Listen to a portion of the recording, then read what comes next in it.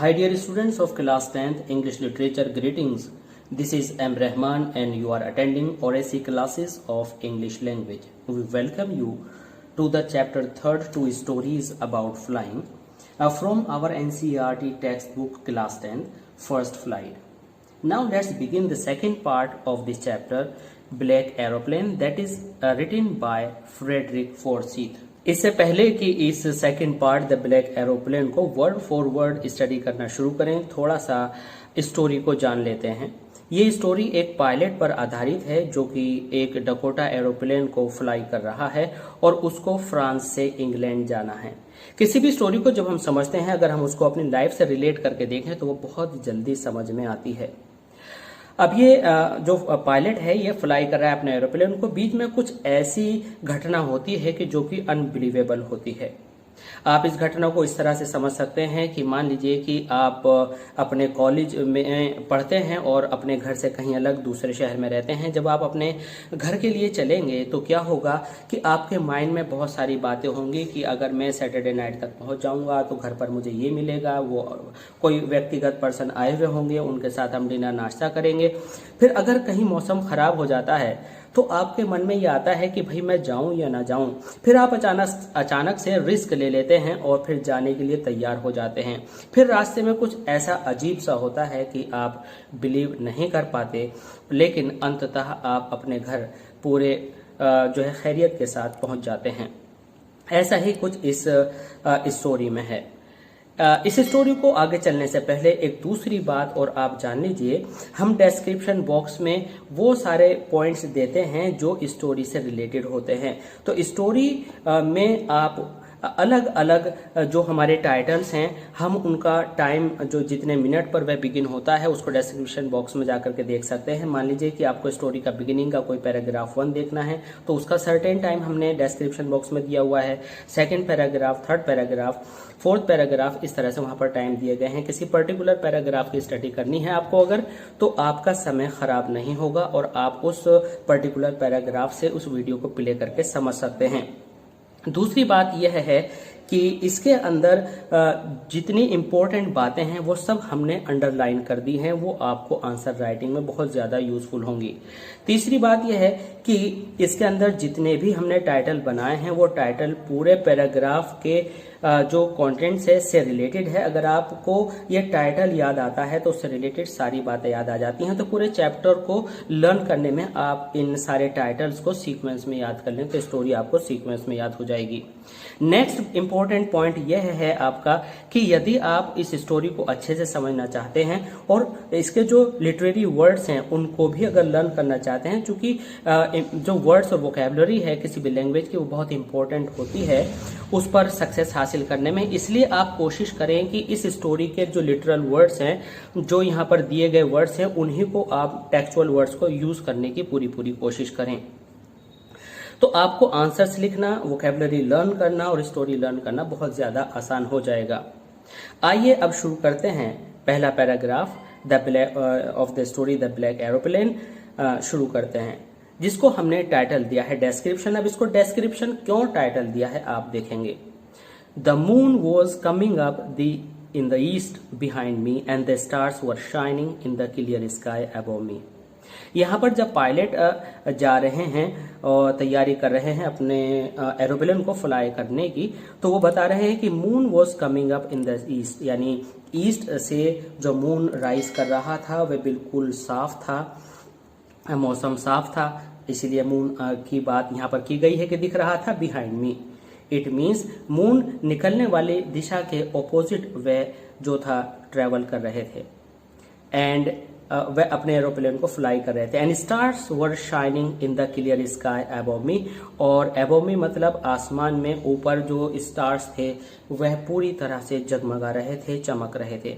किसी भी स्टोरी को अट्रैक्टिव बनाने में आप ये याद रखिए कि जो उसका बिगिनिंग है, जो सीन क्रिएट करना है, ठीक है, तो ये बहुत ही स्टोरी को आकर्षक बनाता है और राइटर ने फ्रेडरिक फोर्सिथ ने यहाँ पर स्टोरी को बड़े अच्छे से आकर्षक बनाया भी है।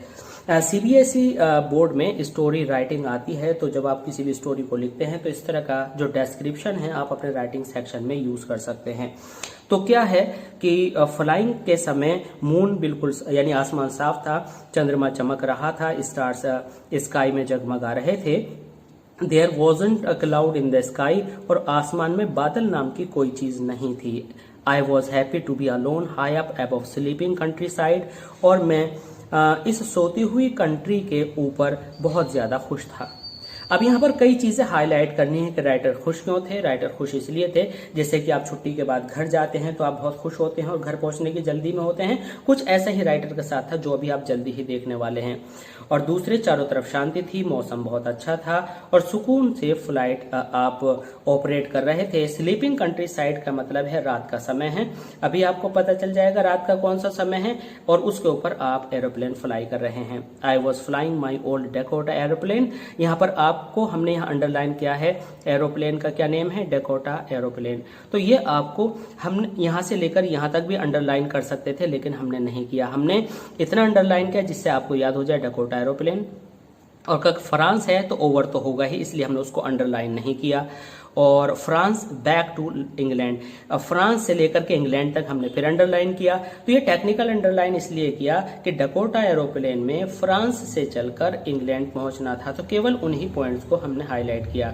इसके ऊपर अंडरलाइन किया था हमने अलोन हाई अप, यानी राइटर अकेले थे, दूसरा उस प्लेन में कोई नहीं था। ये क्लियर हो गया। हमें हर पॉइंट को अच्छे से समझकर माइंड में सेट कर लेना है। स्लीपिंग कंट्री साइड यानी रात का समय था, तो ये हमने अच्छे से समझ लिया। I was dreaming of my holiday and looking forward to being with my family। तो मैंने आपको ये स्टोरी आपकी लाइफ से रिलेट करने की कोशिश की थी। जब हम छुट्टियों के लिए घर चलते हैं, क्लासेस से घर के लिए, अपने जब हमारे कॉलेज से छुट्टियां होती हैं तो हम माइंड में ड्रीमिंग करते हुए चलते हैं, घर पर कौन मिलेगा, जाकर रास्तों में खूब सोऊंगा, खूब खाऊंगा, जो भी मुझे कुछ करना है। सो वॉज विद द राइटर, ऐसा ही कुछ राइटर के साथ था। राइटर सोच रहा था कि जो मेरे को हॉलीडे मिलने वाली है, लुकिंग फॉरवर्ड, वह उस पर भविष्य में आकर सोच रहा था कि जो मैं अपनी फैमिली के साथ गुजारने वाला हूँ बड़ा मजा आएगा। I looked at my watch, तभी राइटर ने वॉच पर देखा। जब आप आंसर लिखें तो आपको फर्स्ट पर्सन यूज नहीं करना है, आपको लिखना है he looked at his watch, क्योंकि आप राइटर नहीं है, थर्ड पर्सन में आपने आंसर लिखना होगा। और टाइम क्या हुआ था, 1:30 इन द मॉर्निंग। तो मॉर्निंग में डियर स्टूडेंट्स आप ये मत समझिएगा कि ये जो टाइम दिया गया है इसका मतलब ये नहीं है कि ये दिन निकला हुआ है। मैं आपको बता दूं ये रात हुई हुई है, और रात होने पर क्या हुआ है कि रात को जो 12 बजते हैं तो वो AM होता है, दिन में जो 12 बजते हैं वो PM होता है। तो यानी AM ऑन 1:30 मॉर्निंग, तो AM का मतलब होता है मॉर्निंग, एंटी मेरिडियम। तो इसका मतलब हुआ कि रात के 1:30 बज रहे थे। तो इस पैराग्राफ को हमने नाम दिया डेस्क्रिप्शन। तो डेस्क्रिप्शन में क्या देखा आपने कि चंद्रमा निकला हुआ था, आसमान साफ था, ठीक है, सितारे जगमगा रहे थे, राइटर बहुत ज्यादा खुश थे। जो कंट्री साइड था, कंट्री साइड कहते हैं जो जंगल वाला एरिया होता है, जब आप शहर से उड़ करके आगे फॉरेस्ट की तरफ को चलते हैं, कंट्री साइड, वो सारा सो रहा था। यहाँ पर आप शहर भी इंक्लूड कर लें तो कोई प्रॉब्लम नहीं है। और डकोटा एरोप्लेन था, तो सारा डेस्क्रिप्शन यहाँ पर है। आप छोटे छोटे क्वेश्चन के आंसर्स भी इससे पिक कर सकते हैं। आसमान कैसा था, मौसम कैसा था, तो आपको आंसर मिल जाएगा। ठीक है, किस एरोप्लेन में जा रहे थे, कितने लोग एरोप्लेन में थे, कहाँ से जा रहे थे, कहाँ तक जा रहे थे, ठीक है, और जो चंद्रमा था किस दिशा में था, तो जो राइटर फ्लाई कर रहे थे वो किस दिशा में थे। तो यहाँ पर आप समझ सकते हैं कि अगर ईस्ट में थे तो वो वेस्ट की तरफ जा रहे थे। तो इस तरह से आपका पहला पैराग्राफ क्लियर होता है। दूसरे पैराग्राफ में हम देखते हैं कि राइटर कहते हैं I should call Paris control soon. अब एक फॉर्मेलिटी होती है, एक सिस्टम होता है फ्लाइंग का, फ्लाइट का, कि कंट्रोल रूम से हमें जुड़े रहना होता है। तो वैसे ही राइटर को भी कंट्रोल रूम से जुड़े होना था। I should call Paris control soon, और कंट्रोल रूम को जो कि पेरिस का था वो राइटर ने कनेक्ट करना था, कांटेक्ट करना था। I thought as I look down pass the nose of the aeroplane. Writer ने सोचा as I look down past the nose, ये पास्ट का मतलब भूतकाल नहीं है, पास्ट का मतलब है जब आप देखते हैं कि एरोप्लेन में आगे एक गोल अंडाकार आकार होता है जहां पर पायलट बैठते हैं, उसमें आगे एक शीशा लगा हुआ होता है जिसके आर पार पायलट देख सकता है कि आगे एक चोंच जैसी गोल चीज होती है। यानी एरोप्लेन की लिमिट समाप्त होने के बाद राइटर ने जब नीचे जमीन पर देखा, I saw the lights of a big city in front of मी। तो आप जब कोई भी एरोप्लेन नीचे उतरता है तो शहर की जो लाइट्स हैं जगमगाहट अलग अलग दिखाई देती है। वही एरोप्लेन चला, फॉरेस्ट हुआ तो वहाँ पर डार्कनेस था। जैसे ही शहर होता है तो वहाँ पर छोटी छोटी सी खूबसूरत लाइट्स जगमगाती हुई नजर आती हैं। इसका मतलब होता है कि शहर आ गया है। तो राइटर ने जब अपने एरोप्लेन की उस नोज से आगे देखा तो जगमगाता हुआ शहर लेखक की निगाहों के सामने था। उसने कंट्रोल रूम को कांटेक्ट करने की कोशिश की। I switched on the radio and said, radio वह सिस्टम है जिससे कांटेक्ट होता है। और राइटर ने बोलना शुरू किया, Paris control Dakota DS-088 here. जो भी उनकी कोई फॉर्मल इंडिकेशन थी, राइटर ने वो कहा कि मैं पेरिस कंट्रोल को सूचित करना चाहता हूं कि मैं डकोटा DS-088 में यहाँ पर हूँ। कैन यू हियर मी, क्या आप मेरी बात सुन पा रहे हैं? I am on my way to England, मैं इंग्लैंड की तरफ आगे बढ़ रहा हूँ। Over. The voice from the radio answered me immediately, तभी रेडियो से मेरे को आवाज आई, DS-088 I can hear you. हाँ हाँ, यानी पायलट ऑफ DS-088 जो कि डकोटा एरोप्लेन का नंबर था, मैं आपको सुन सकता हूँ। You ought to turn 12 degrees west now, DS-088 over. ये एक टेक्निक होती है कि जब आप बात को खत्म करते हैं तो आपको इस तरह से ओवर वगैरह बोलना होता है। तो कंट्रोल रूम से जो जवाब आया कि हाँ हाँ ठीक है, आप जिस दिशा में उड़ रहे हैं उससे कितने 12 डिग्री वेस्ट में मोड़ लीजिए। यानी आपका जो एरोप्लेन है यहाँ पर आप देख सकते हैं, यहाँ पर उड़ रहा है। अब ये जो एरोप्लेन है इसको 12 डिग्री नीचे लाना है, यानी इसको इस वाली डिग्री से इस पर लाने के लिए, क्योंकि यहाँ पर आपका इंग्लैंड है, तो इंडिकेशन आया कि आपको 12 डिग्री पर अपने एरोप्लेन को टर्न करना है। ठीक है, तो यहाँ पर अब आप देखेंगे, I check the map and the compass. Map जो भी आपने गूगल मैप देखा होगा, जिस तरह से उस पर इंडिकेशंस होती हैं, और कंपास मतलब उस पर एक नीडल होती है जो इंडिकेट करती है कि किस रास्ते पर आप हैं।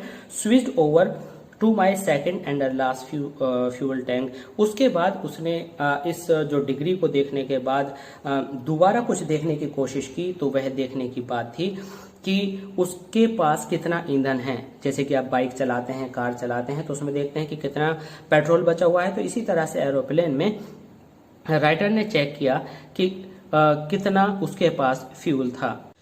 And turn the Dakota 12 degrees west towards England. और फ्यूल चेक करने के बाद राइटर ने 12 डिग्रीज वेस्ट में अपने एरोप्लेन को टर्न किया और इंग्लैंड की तरफ आगे बढ़े। I'll be in the time for breakfast। Writer यह एज्यूम कर रहे हैं, मानकर चल रहे थे कि मैं देखो वे रात में चले थे तो वे ब्रेकफास्ट के टाइम तक इंग्लैंड पहुंच जाएंगे, हैं वेस्ट टूवर्ड्स। तो वेस्ट में चलने पर वे इंग्लैंड पहुंच जाएंगे। I'll be in the time for breakfast। I thought a good big English breakfast। और वहां पर जाकर के उन्हें शानदार इंग्लैंड वालों का नाश्ता मिलेगा। ये इंग्लिश लैंग्वेज के लिए नहीं, यहाँ पर एडजेक्टिव की तरह से यूज हुआ है ब्रेकफास्ट के लिए।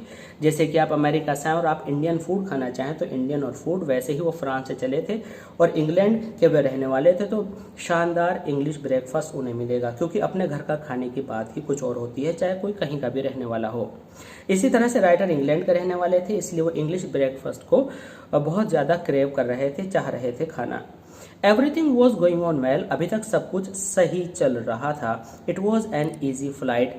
और इस फ्लाइट को मेंटेन करना, ऑपरेट करना, सब कुछ अभी ईजी था। तो आपने इस सेकंड, हमने यहाँ पर जो है पैराग्राफ 2 यहाँ से शुरू किया है।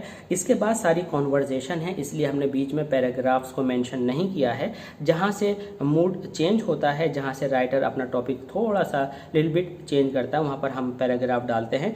इसको हमने यहाँ पर टाइटल दिया कंट्रोल रूम। चूँकि कंट्रोल रूम से जैसे ही उसने फ्रांस से चलना शुरू किया इंग्लैंड की तरफ को, कंट्रोल रूम से बात की, कंट्रोल रूम ने सही उनको इंडिकेशन किया कितने डिग्रीज पर जाना है। कंट्रोल रूम के बाद थोड़ा सा यहाँ पर यह आता है कि उन्होंने क्या सोचा, किस तरह का नाश्ता वह चाहते थे। तो जब आप कंट्रोल रूम की बात सोचेंगे तो फिर आपको पता चलेगा कि किस तरह से कंट्रोल रूम से बात हुई, कंट्रोल रूम से क्या आंसर आया, कितने डिग्री उन्होंने अपने एरोप्लेन को टर्न किया, फिर उन्होंने फ्यूल देखा और फिर वे इंग्लैंड की ओर चल दिए, फिर उन्होंने ब्रेकफास्ट की बात सोची। तो इस तरह से 3 पॉइंट्स आपके क्लियर हो गए। अब हम आते हैं पॉइंट नंबर 3 पर। तो पैराग्राफ 3 है, Paris was about 150 kilometres behind me. Paris मुझसे 150 किलोमीटर पीछे छूट गया था। When I saw the clouds, जब मैंने बादल देखे। अभी आप देख रहे हैं कि थोड़ी देर पहले तक सब कुछ सही था, एवरीथिंग वाज फाइन, लेकिन अचानक से जब वे पेरिस से 150 किलोमीटर इंग्लैंड की तरफ आगे आ गए और पेरिस को पीछे छोड़ आए, तभी उन्हें क्लाउड्स नजर आए। और वो क्लाउड्स कैसे थे? स्टॉर्म क्लाउड्स, तूफान पैदा करने वाले क्लाउड्स। दे वर ह्यूज, वे बहुत ही बड़े थे। They looked like black mountains, वे बड़े पर्वतों जैसे दिखाई देते थे। Standing in front of me across the sky, और मेरे सामने बिल्कुल पर्वत की तरह खड़े हुए थे। अक्रॉस द स्काई, पूरे आसमान में छाए हुए थे। तो यहाँ पर हमने अंडरलाइन किया है कि कितना किलोमीटर्स पीछे छोड़ा है, 150 kilometres behind.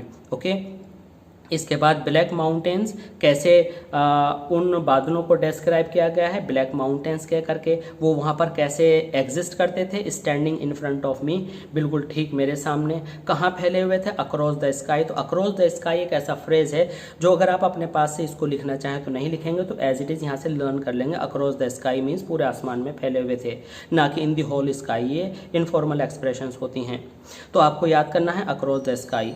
I knew I could not fly up over them. अब राइटर को लगा कि भाई इनसे तो मैं फ्लाई नहीं कर सकता हूँ, क्योंकि यहाँ तो बहुत डार्कनेस होगा, and there may be so many other reasons. I did not have enough fuel to fly around them. अगर राइटर किसी बादल के को अंदर घुसकर पार करे तो देखिए सीधा रास्ता पड़ता है, और जब आप किसी पहाड़ी या किसी चीज़ के घूम कर जाएं तो ज़्यादा रास्ता पड़ता है। अब देखना यह था कि जो पेट्रोल था वो बहुत कम था, यानी अगर आपका यहाँ पर ये बादल है, ठीक है, यहाँ पर आप देख सकते हैं अगर ये बादल है, सीधे अगर आप निकल जाते हैं तो फ्यूल कम होगा खर्चा। अगर आप ऐसे जाते हैं तो यहाँ तक आने में बहुत ज़्यादा फ्यूल है। तो राइटर ने क्या सोचा?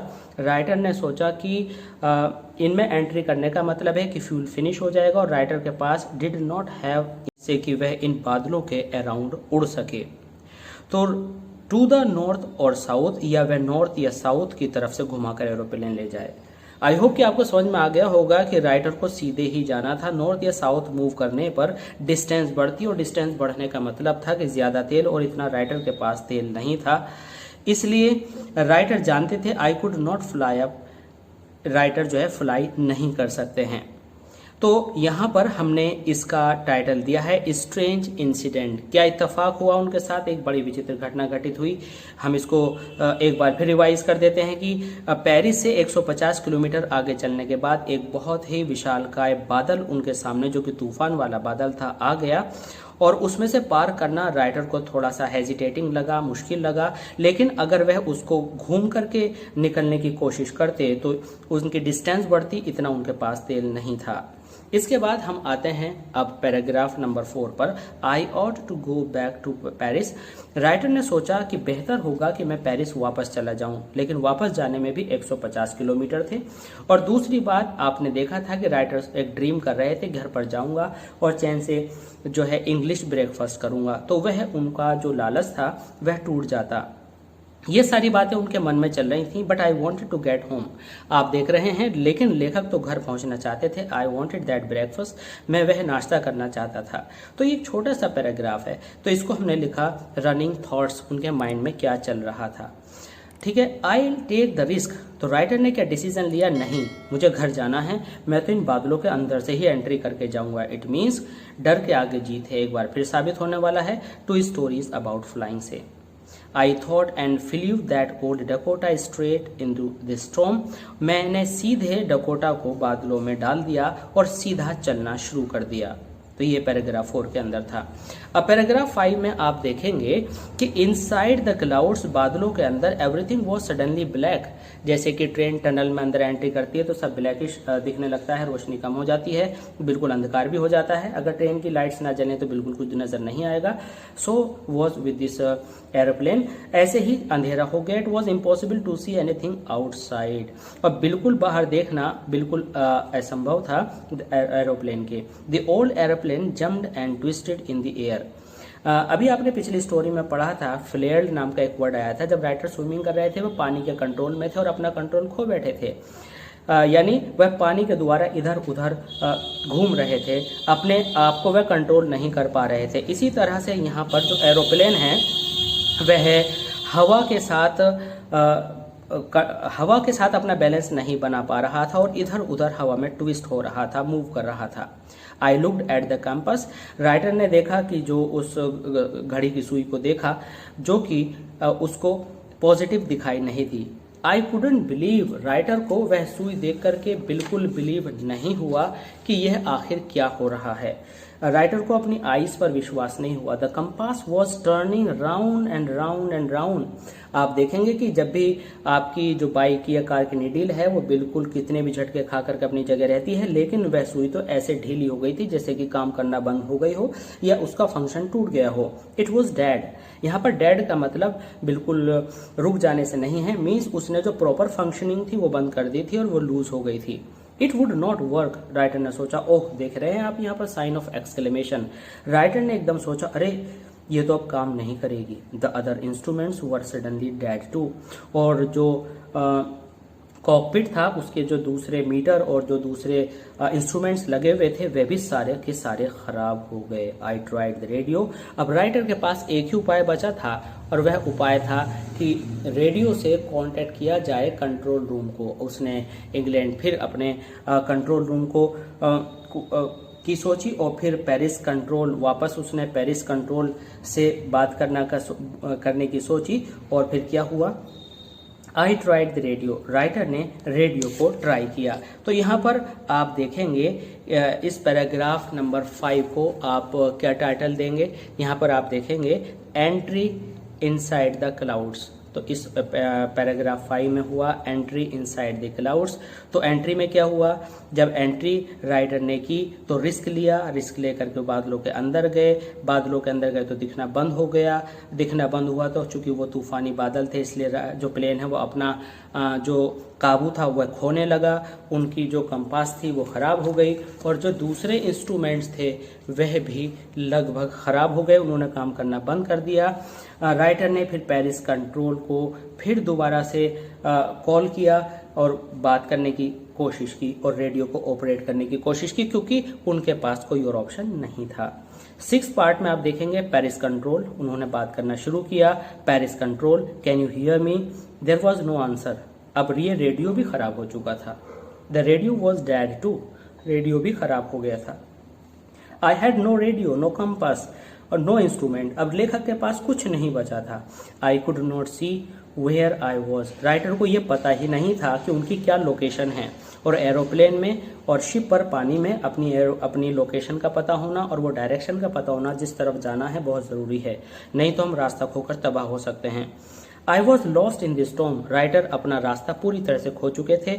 उन्हें अपनी लोकेशन का पता नहीं था, उन्हें अपने डेस्टिनेशन के डिग्रीज का पता नहीं था, किस दिशा में जाना है। Then in the black clouds quite near me, अरे ये क्या हुआ, अचानक से इन काले बादलों में राइटर के पास से आई सो अनदर एरोप्लेन, मैंने एक दूसरा एरोप्लेन देखा। इट हैड नो लाइट्स, उसमें कोई लाइट्स नहीं थी। ऑन इट्स विंग्स, जैसे कि आपने बाहर जगमगाती हुई और चमकती हुई लाइट्स को देखा होगा। But I could see it flying next to me, लेकिन कुछ भी हो ये मेरे पास से गुजरा। थ्रू द स्टॉर्म, उस स्टॉर्म के अंदर से I could see the pilot's face, और राइटर जो इस समय पायलट हैं डकोटा को फ्लाई कर रहे हैं ने उस दूसरे पायलट के चेहरे को देखा। टर्न टुवर्ड्स मी, वह इनकी तरफ को मुड़ा। I was very glad to see another person, और अकेले में अगर कोई दूसरा पर्सन मिल जाए परेशानी के समय में तो खुशी की बात होती है। तो राइटर भी बहुत खुश, तो ये पायलट भी बहुत खुश हुए। ही lifted one hand and waived, उन्होंने अपना एक हाथ उठाया और उसकी तरफ को हिलाया। स्टूडेंट्स, अब हम आगे देखेंगे अपने अगले लेक्चर में कि क्या ये पायलट जो है सरवाइव कर पाए, क्या ये सेफ इंग्लैंड पहुंच पाए। वैसे तो हम बिगिनिंग में बता चुके हैं कि हाँ पहुंच पाए, लेकिन किस तरह से पहुंच पाए इसके लिए आप हमारा लेक्चर 2 जरूर देखिएगा। और सभी लेक्चर्स देखने के लिए और ऐसी क्लासेस ऑफ इंग्लिश लैंग्वेज को ज़रूर सब्सक्राइब कीजिएगा। डिस्क्रिप्शन में अंदर जाकर के कुछ इंपॉर्टेंट इन्फॉर्मेशन और लिंक्स हैं, उनको क्लिक करके आप अपने सिलेबस से रिलेटेड जो स्टफ है उसको हासिल कर सकते हैं। So keep on watching Oracy classes of English language and please subscribe, like and share Oracy classes of English language. Students, आप कमेंट कीजिए और जो आपकी रिक्वायरमेंट्स हैं, आप चाहते हैं कि इस पर लेक्चर बनाया जाए, वो आप हमें लिखकर कमेंट सेक्शन में भेज सकते हैं, जिस पर आपके लिए हम लेक्चर तैयार कर देंगे। So see you soon, thanks for being with us, thanks a lot.